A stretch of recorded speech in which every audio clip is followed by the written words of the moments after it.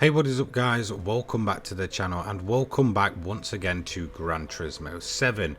In today's video I'm going to be continuing my 1.36 coverage, this time giving you my initial impressions of all of the cars that we got alongside this update.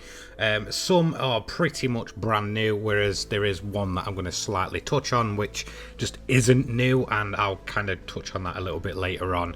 I think it is worth mentioning just mainly because of how this car was, I guess, kind of advertised, and we also have a car that's kind of, limited.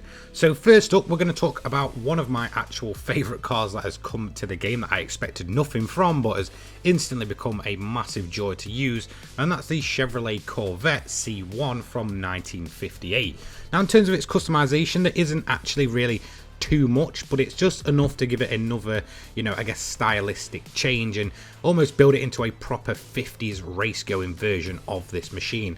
Now, for me personally, I actually saw one of these racing in the United Kingdom at Cadwell Park a few months back, I believe in May, for some classic touring car action, and from then I was just instantly thinking, look, why is this car just not in the game? I'd love to build one, and well, it comes to the game and well, now I can finally build one, and I'm finding that I'm actually massively enjoying this thing. There's something about that kind of gurgle and sound and, just the way it feels like a purebred 50s racer when you really get this thing fully upgraded. Now, in terms of its standard performance, it's nothing absolutely mind-blowing, but it is still, a very, very good overall car for really what it is. This is a typical 50s sports car, and that's what it feels like. The tyres, the standard tyres that go on this thing are just not brilliant, to be quite honest, so don't think too much. I'd personally recommend going with a set of sports softs to, give it that proper sort of 50s road racer feel, and honestly, that is when this car absolutely excels. Now, I wasn't thinking too much about this car when it actually got, I guess, mentioned, but since then, going on trying it fully upgraded, without, full upgrades as standard, and playing with it in VR, this has just become an instant favourite for me, even if the Barbie memes are kind of out there for this car right now. Taking away from that, this is a very enjoyable car, and if you do have PSVR 2 and you've got a copy of Gran Turismo 7, well, I couldn't recommend this car enough to go ahead and really experience VR. Trust me, put a track on Sunset, go ahead in this open top racer and just play it in VR. Trust me, it's an absolutely fantastic experience. Or maybe even something like Grand Valley Highway, which it really feels like this car is at home there on those kind of typical highway roads out in North America. So the Chevy Corvette C1 has basically come out of nowhere, and it's, well, surprised me and exceeded my expectations. This is a very enjoyable car to drive, and that's really where I'm reviewing these cars. How fun are they to drive? How good are they to drive? Whether Polyphony provides events or not, to me, it doesn't matter. I'll go ahead and make my own fun, and this is certainly one of the better picks of the bunch in recent times, in my honest opinion, and it's affordable. Next up, probably the most, I guess, wanted car of the bunch was the Maserati MC20, and well, I'm happy to say it does not disappoint. It's fantastic, it's great to drive, and it's a typical modern day supercar, sports car, hypercar, whatever you want to call it. This thing is just fantastic, and again, it's a credit to, the game. It really does add to it rather than just feel like a forced in addition. This is a modern car entirely. It's a Maserati. It's got the, legendary Trident badge on it, and it feels fantastic overall. Now, again, I've tried it, non-upgraded and fully upgraded, and no matter which way you go, this car just feels absolutely blisteringly fast. Now, the only downside I actually found when I had this thing fully upgraded with full modifications on was that the brakes actually aren't that good for stopping it. This thing really does launch, however, getting it to stop again, it just doesn't feel as reactive as you might hope, or at least under the brakes. But let's be honest, you want to go fast in this thing, not slow, so just absolutely cane it and you'll have plenty of fun with this car. In all honesty, the Maserati MC20 is one that I've been looking forward to for a very long time, since it's kind of been on that leaked car list for what feels like forever, and now it is finally in the game. It's safe to say this is another worthy addition, meaning that the two full-time cars that we actually got with this update have overall been fantastic, which is certainly a good thing. Sometimes for me, I just want more from Polyphony, but let's be honest, if we are getting good quality cars, then really I can kind of compromise. That doesn't take away or mean that I don't want specific cars in the game. Let's be honest, most of them will never happen.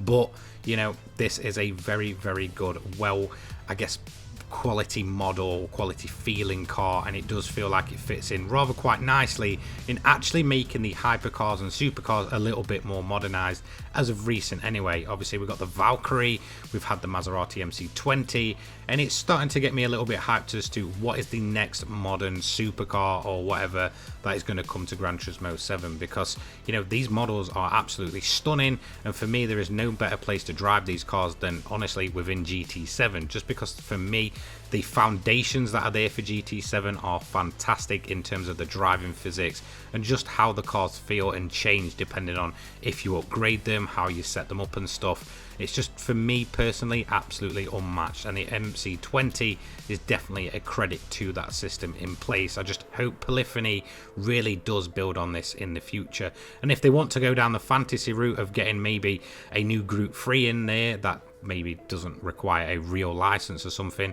possibly the MC20 could really fit that bill. We see the likes of the Bugatti Veyron with a Group 4 and a Group 3, so for me this is a car that I feel like would absolutely suit that kind of style, especially considering one of the, you know, typical customizable wings on the thing looks like a full-blown GT3 race wing. It's absolutely incredible, and yes, I absolutely love this car.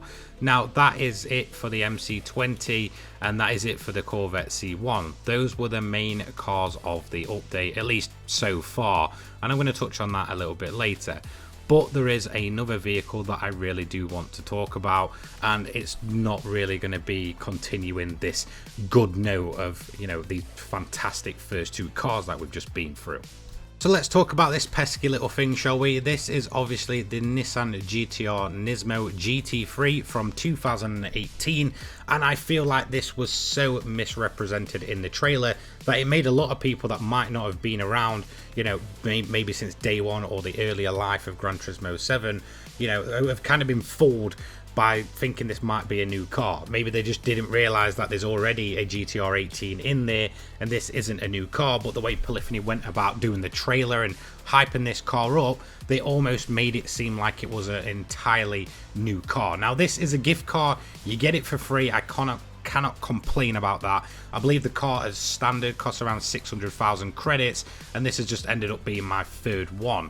So, you know, it's yeah, a little bit bizarre, but I do have a massive, you know, downside to this car. Look, it's a free car, I cannot complain. It's pretty cool having the hero car of the movie in the game, but the way they went about actually advertising this thing as if it was something insanely special was just absolutely poor and in poor taste, in my honest opinion. This car's been in the game since I think October of 2022. It is purely just a livery. There is no difference between this and the standard GT-R 18 GT3 that we already have within the game. It's a similar situation to the 25th anniversary Red Bull competition that we got. Again, visual wise it does kind of look like its own thing, but in terms of performance there is no difference. This is not a new car, and I've seen plenty of people wondering if this is actually a brand new vehicle, and no, it's not. It's just a reskin, it's just a livery, and let's be honest, people have already created this livery for the, you know, since the first time we actually saw this car advertised for the movie. Many people have been running it. Me personally, I've run it a few times, and yeah, it just seems bizarre the way they went about kind of marketing this. Now let's quickly talk about the Toyota Corolla GR, the Morizo edition. Now this is actually in the game in a sense. You can't actually go ahead and buy it. You can go and practice in it though. This is obviously for the TGR Cup Round 7, which goes on towards the end of this month. If you do take part in that, you will get this car for free as a gift vehicle. Same with the likes of the ambulance. If you take part on Saturday in the viewers campaign, get the thing right, you will get it again in a few days. Depending when you do it, it'll either be the 14th you'll get it gifted, which is a Monday, or the 21st, depending on how late into that viewers campaign you actually make your, I guess, or answer the question, should I say. So let's just talk about this car quickly. Is it any good? To be quite honest, it's okay. It just feels a bit heavy and a bit sluggish in my opinion. Maybe I was expecting it to feel a little bit more like the Yaris, but this feels like the Yaris times 3. I believe when it actually comes to practicing in this thing, I'm pretty sure I remember it actually putting BOP on the vehicle, so maybe that's to do with how this car feels. Maybe I'm not getting its full potential, and it definitely wasn't feeling as quick as I actually thought it was going to be. For me, the sense of speed just really isn't here with this car, but that doesn't take away that it is definitely a very, very pretty car in my opinion. Definitely a worthy addition to rival the likes of the Yaris and some of the other hot hatches that we have in the game. And again, it kind of lends itself to being a modern hot hatch within GT7, meaning that again that roster of cars is getting more and more modern as we kind of go through the game's life cycle, although, you know, maybe a little bit slow. But let's be honest, these cars are insanely detailed.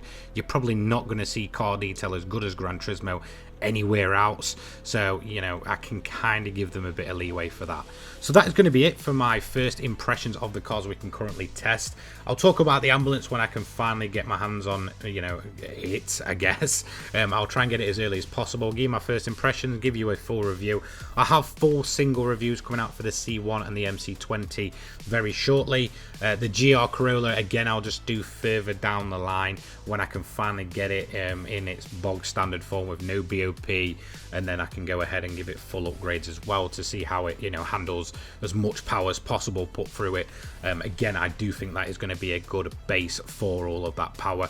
So overall, these are actually very, very good cars. The main 2 that we got that we can use full time are fantastic. The livery of the GTR, again, for me just leaves a poor taste in my mouth, and it just feels like they didn't do enough for their franchise, you know, finally getting turned into a movie, which, to be quite honest, it's sounding like the movie is actually better rated than their actual game at the minute, which is just quite, you know, funny, to be quite honest, to me personally. And yeah, that's going to be it from me. Thank you so much for watching. Don't forget to leave a like, comment, subscribe, turn your notifications on so you don't miss an upload from me. I'll upload GT7 and motorsport related content each and every day. I'll take care, and I hope you do too. See you later, guys. Peace.